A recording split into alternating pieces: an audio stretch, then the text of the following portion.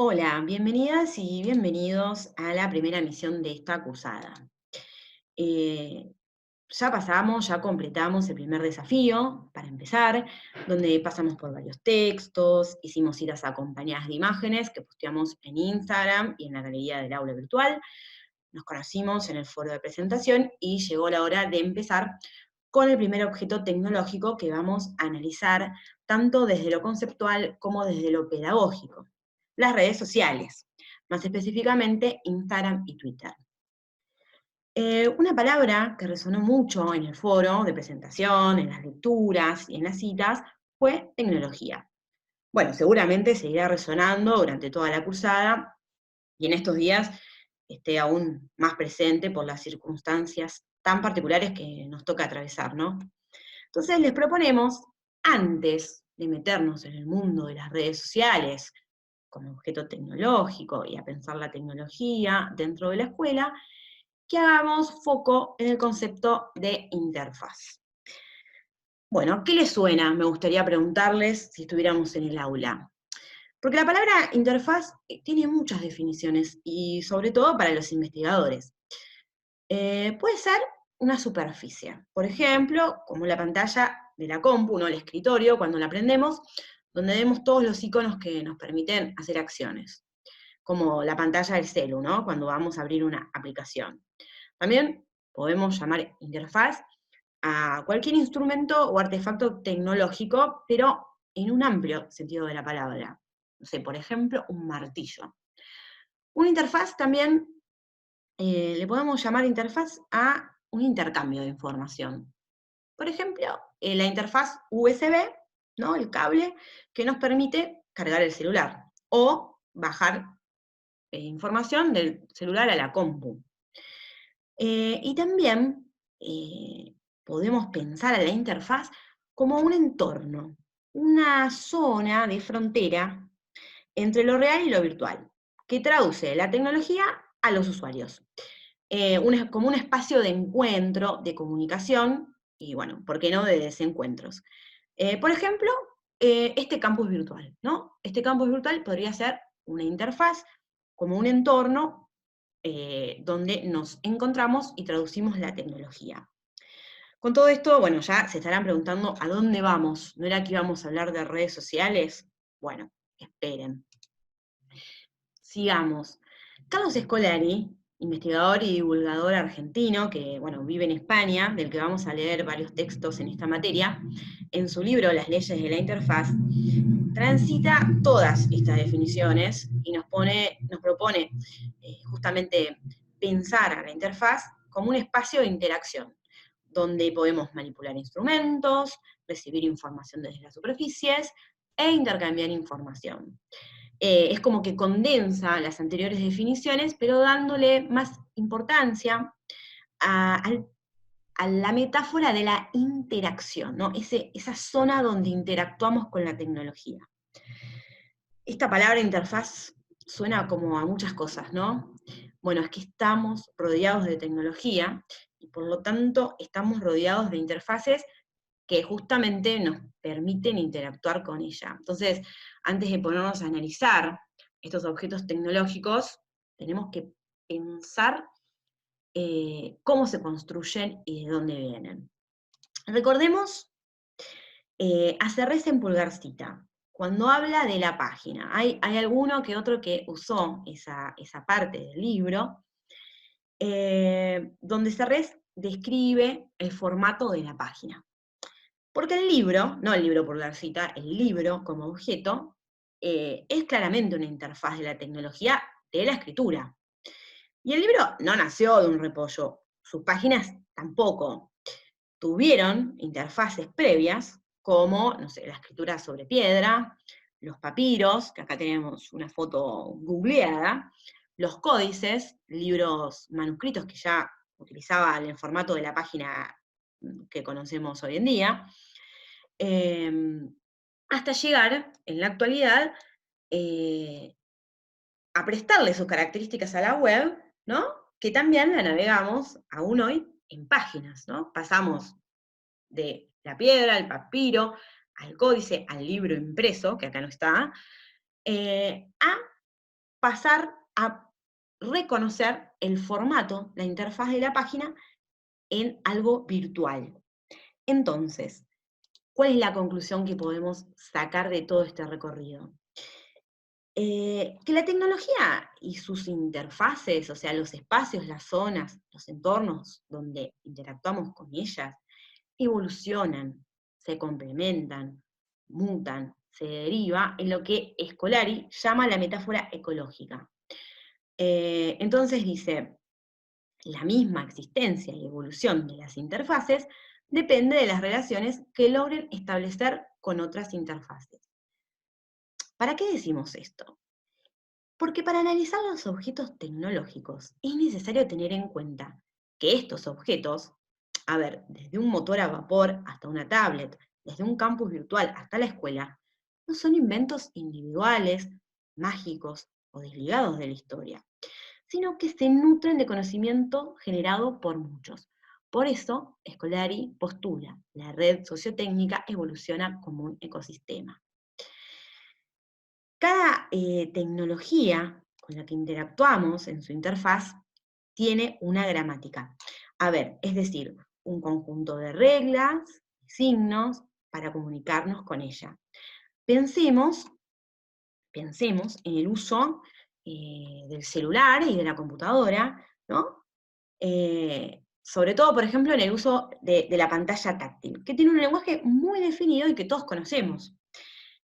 Tocar es seleccionar y abrir. Doble toque es acercar y alejar. Juntar y separar los dedos índice y pulgar, hacemos zoom. Cuando deslizamos, nos desplazamos por el contenido. Este lenguaje, como ven en la parte superior, nace del uso de las computadoras personales. Y de repente se hace carne. Todos lo sabemos y lo utilizamos. Y esto pasa con todas las tecnologías. Todas las formas de interactuar con la tecnología tienen un lenguaje, un modo de comunicación. Por ejemplo, alguna vez hubo que aprender a usar los cubiertos, ¿no? Cuando no existían y comenzaron a usarse, y todos, a medida que crecemos, aprendemos a usarlos. Aprendemos a mandar un mail, a tener clases virtuales como en este momento.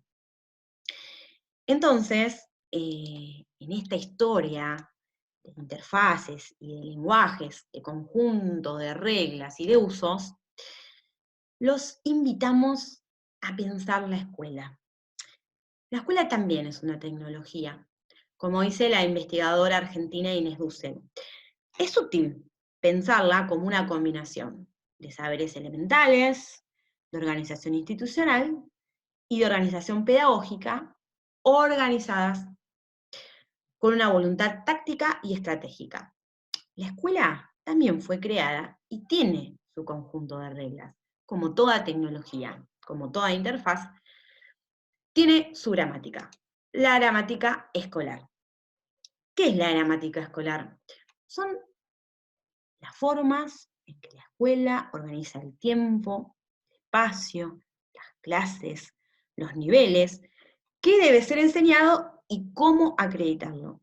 A ver, estas reglas se mantienen relativamente estables, son las que establecen qué se entiende por escuela, es más, qué se entiende por buen docente, qué se entiende por buen alumno. Entonces, nosotros, como docentes o futuros docentes, nos preguntamos, ¿qué pasa con la tecnología de la escuela cuando tiene que relacionar su interfaz con otras?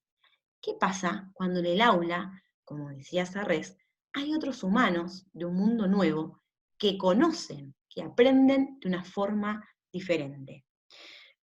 Pensemos, tenemos aulas muy parecidas a las aulas de otras generaciones, quizás con los mismos bancos y pizarrones pintados una y otra vez, pero tenemos sujetos que tienen otras formas de ser y estar en el mundo, que construyen su identidad justamente desde otro lugar, y uno de esos lugares son las redes sociales. Por eso les proponemos que a través de los textos reflexionemos cómo los y las docentes podemos modificar la tecnología de la escuela para incorporar estos nuevos modos de ser y estar. Ahora vamos a ver un texto de María Caso que nos propone una forma, una manera de transformar esta interfaz de la escuela. Y es la de convertirnos de docentes, de pasar de ser docentes transmisores a docentes creadores. Y nos dice, enseñar constituye un trabajo profundamente intelectual, que tiene que ver con la transformación de la realidad y la dirección en la que esa realidad se transforme, tiene que ver con el punto de vista que elijamos como docentes. Esta decisión nos sitúa en la brecha de ser docentes reproductores o docentes creadores. La creatividad, dice ella, es una competencia necesaria para ejercer la pedagogía. Entonces, en este entramado de interfaces, de objetos tecnológicos, que son la escuela, las redes sociales, ella nos propone pensarnos en clave creativa. Y vamos a volver a la filmina anterior y vamos a bajar un poco a la tierra esto de ser docentes creadores y de incorporar y de modificar, justamente de introducir cambios en la interfaz de la escuela.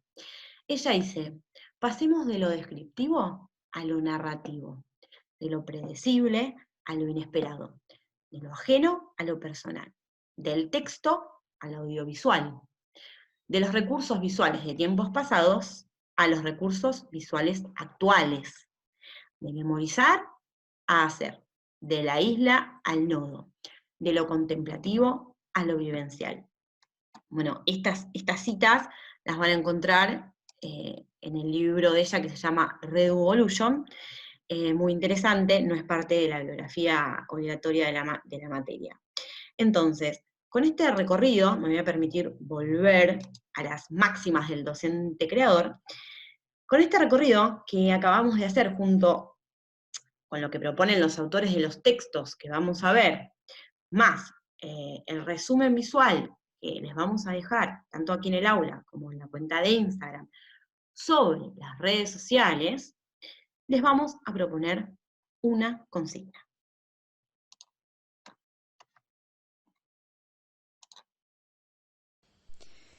Queridos, queridas estudiantes, Flor les estuvo contando algunas orientaciones para dar este próximo paso, que es el de meter las manos en la masa, ¿sí? En este caso, meter las manos en un documento de texto en el cual ustedes tienen una consigna que es justamente crear una consigna. De eso se trata hoy nuestra primera misión. Eso supone que primero tienen que tomar una primera decisión. Si van a armar la consigna, si la van a pensar, si van a tomar la herramienta Twitter, la red social Twitter, o si van a tomar el objeto Instagram, ¿sí? La red social Instagram. ¿Cómo van a tomar esa decisión? Y depende. Alguno empezará por la consigna y después elegirá la herramienta, o alguno empezará por la herramienta y después seguirá por la consigna. ¿Qué tiene que tener esta consigna? Bueno, por un lado tiene que tener un título, ¿sí? Tienen que imaginar que tienen un estudiante, que se lo pueden imaginar, por supuesto no es uno solo, es un perfil grupal. ¿Cómo nos imaginamos ese grupo? Y bueno, cada uno cuenta con un campo disciplinar, se valdrán de algunas libertades y algunos prejuicios para poder imaginar a ese grupo de estudiantes que formarán el corpus de alumnos con los que nos manejemos. Entonces, a ese grupo de alumnos yo tengo que ofrecerle una consigna que va a tener un título creativo, un título que no sea obvio, pero un título que empiece a hablar de lo que van a tener que hacer. Después, ¿qué contiene la consigna? Contiene una descripción clara, ahí también pueden ponerse en el lugar de alumnos y de alumnas. Tiene que tener una descripción clara de qué es lo que tienen que hacer, o sea, qué acciones va a implicar la consigna, qué es lo que se espera de ellos en esta consigna, qué procesos cognitivos, qué habilidades queremos que estos estudiantes y estas estudiantes desarrollen cuando hagan esta actividad. ¿Qué producto queremos? ¿Sí? Entonces, si vamos a usar Twitter o vamos a usar Instagram, es una decisión libre, pero que tienen que tener en cuenta, que tienen que tomar en cuenta las características que estuvieron viendo en este mismo material sobre cómo es una y otra red social, cómo funciona una y cómo funciona otra. En Instagram tendrán que contemplar que en la consigna el elemento visual va a ser central y va a tener que estar sí o sí, además del complemento textual. Si es Twitter, puede tener también una imagen, pero pueden enfocar en la brevedad del texto.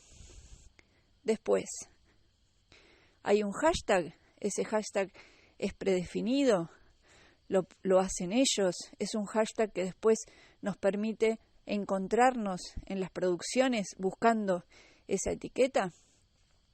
Es libre porque es parte de la decisión que tienen que tomar. Hay uno libre y uno prefijado. Todas estas cuestiones son las que tienen que contemplar y tener en cuenta al momento de pensar la consigna. Todas las consignas, o sea, la que cada uno y cada una desarrolle, tiene que estar pensada para el propio campo disciplinar en el que se están formando. ¿Sí? El profe de matemática en matemática, el profe de letras en letras, y así. Ya que empezamos hablando, terminamos hablando. ¿Dónde tienen que subir esta consigna? ¿Qué es la producción de una consigna? En un espacio de entrega individual, que después se va a convertir una vez más en un espacio de colaboración, de exposición, de lo que cada uno produjo, en una herramienta que Flor y yo vamos a elegir y vamos a poner en juego para que ustedes conozcan otro formato, otra herramienta que puede ponerse en juego en un escenario de enseñanza y de aprendizaje. ¿Hasta cuándo pueden entregar esta actividad? Vamos a darles hasta el martes a la noche, a última hora, para que puedan subir este documento con la consigna desarrollada. De esta forma, a nosotros nos permite, al igual que esta semana, hacerles una devolución y después darle lugar a la próxima misión.